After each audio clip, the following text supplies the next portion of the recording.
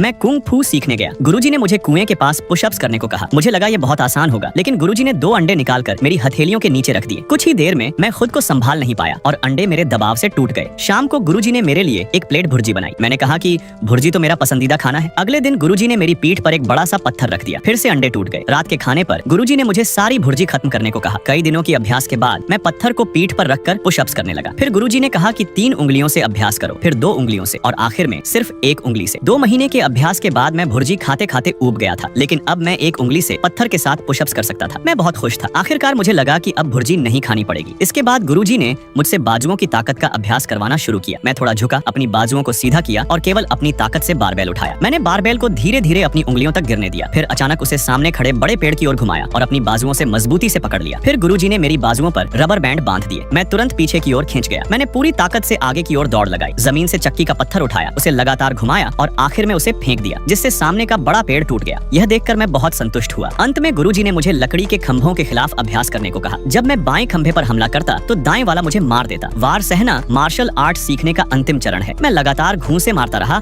और वार सहता रहा। धीरे धीरे मैं इस लय का आदी हो गया। आधे महीने के अभ्यास के बाद मैं चारों दिशाओं से आने वाले हमलों का आसानी से सामना करने लगा। मेरी मेहनत देखकर गुरुजी बहुत प्रसन्न हुए।